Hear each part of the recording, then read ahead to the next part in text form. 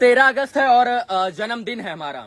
इस जन्म दिवस पर हम लोग बहुत अच्छा बेहतर करने का प्रयास कर रहे हैं। पिछली बार आप लोगों ने बहुत सारा आशीर्वाद प्यार दिया था और हम लोग गरीबों के बीच में मतलब जाकर उनकी लड़ाई लड़ने का प्रयास करते हैं और वो साहस और वो बल इसलिए आता है क्योंकि आप लोगों की दुआएं सच में लगती हैं। माता पिता का, बड़े बुजुर्गों का, लोगों का जो दुआ निकलता है ना वो सच में कहीं ना कहीं कारगर होता है और यही कारण है कि हम सरकार से, सिस्टम से, प्रशासन से डट कर आप लोगों के लिए लड़ाई लड़ने का प्रयास करते हैं। हम लोग सनातनी हैं और केक को काटने में बहुत कम विश्वास रखते हैं। दुनिया से आ जाओ। विश्वास इसलिए कम रखते हैं क्योंकि हम जिस दिए को आजीवन का संकल्प लेते हैं नहीं बुझाने का, उसी दिए को हम फूंक मार कर बुझा देते हैं। इसके बाद उसी केक को हम बड़े चाव से खा लेते हैं। तो हमारा एक मकसद रहता है कि भाई बर्थडे हो या कुछ भी हो, ऐसा जो सेलिब्रेशन हो, वो केक पेक काट कर ना किया जाए और अपनों के बीच में पहुंचकर जो है कुछ मैसेज देकर लोगों की मदद करके इन तमाम चीजों को ऊपर रखकर जो है किसी चीज का सेलिब्रेशन किया जाए। आज हम बिहार में नहीं है क्योंकि घर परिवार में भी रहना बहुत जरूरी होता है। 13 तारीख था, सुबह घर चले आए थे।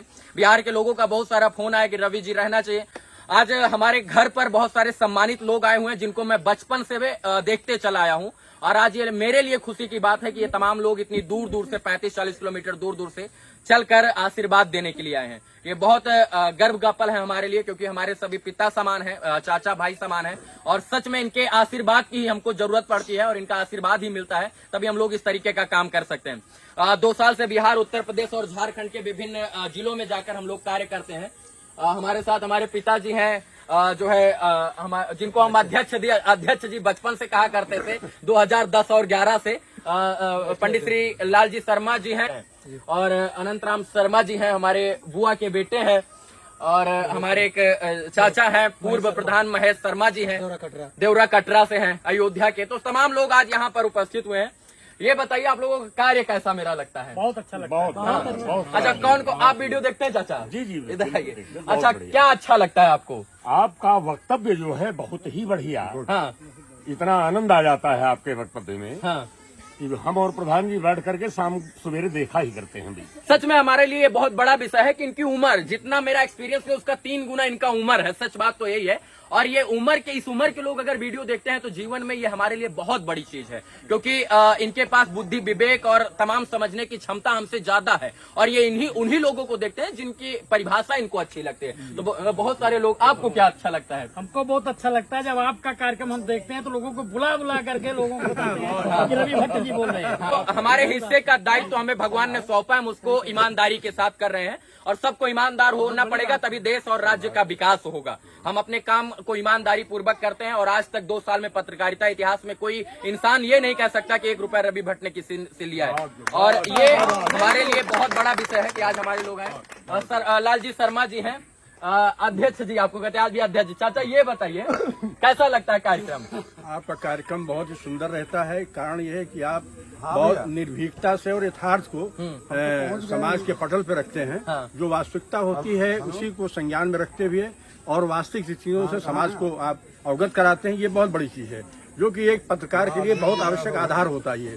तो एक निर्भीक पत्रकार और एक वास्तविक जो दृश्य होता है और कथा होती है उसी को आप समाज के पटल पे लाते हैं। देखिए, हम लोगों को एक बहाना चाहिए मिलने का और आज वो बहाना था कि जन्मदिन था और हम एक बहाने को एकजुटता के साथ हम लोग पिरो लिए हैं। चाचा हमसे पिछले 1.5 साल से मिलने के लिए, मतलब हम खुद मिलना चाहते हैं और ये खुद मिलना चाहते हैं, लेकिन जो है समय के अभाव के कारण कभी हम बिहार रहते हैं, कभी कहाँ रहते हैं और जिसकी वजह से जो है हम मिल नहीं पाते। आज सौभाग्य है कि हम लोगों की मुलाकात हुई है। हम दिल्ली में बहुत करीब से इनको जानते हैं, हमारे पड़ोसी भी हैं। गोपाल गोस्वामी जी हैं, श्री गोपाल गोस्वामी जी हैं और जो है ब्रह्म जागृत संस्था के उपाध्यक्ष हैं। दिल्ली में जब हम बचपन में गए थे पढ़ने के लिए और सीखने के लिए तो बहुत सारा मदद ही किए। हमारी तरफ से रवि भाई को बहुत बहुत धन्यवाद। क्योंकि हमारे साथ दिल्ली में थे तो हम मिलते थे इनसे, तो पहले काम करते थे वैसे, लेकिन बहुत आनंद आया जब हमारे साथ रेलवे में जाते थे। लेकिन धीमे धीमे भगवान ने चाहा और इनको भाई बहुत ऊंचाइयां दी। इसके लिए हम बहुत तहे दिल से धन्यवाद करते हैं। आगे नई ऊंचाइयां इसे पहुंचाएं, भगवान से दुआ करते हैं। जय हिंद। चलिए, यहाँ पर बहुत सारे सम्मानित लोग हैं और सबका परिचय अगर हम करवाएंगे तो हो सकता है शाम हो जाए। बस यही कहेंगे कि अपने इंसान के रूप में भगवान ने इंसान पैदा किया है तो इंसानियत का फर्ज आपको सबको निभाना चाहिए और अपने अपने हिस्से का छोटा छोटा ईमानदारी का अगर आप पाठ पढ़ लीजिएगा तो सच बात तो यही है कि देश जो है वो तेज से आगे बढ़ेगा और हम सबका सपना यही होना चाहिए। विचारधाराएं अलग हो सकती है, कोई बीजेपी का होगा, कोई सपा का होगा, कोई आरजेडी का होगा, कोई कांग्रेसी होगा, लेकिन विचारधारा सबकी अलग अलग हो सकती है। मकसद सिर्फ सबका एक होना चाहिए, देशभक्ति और राष्ट्रहित।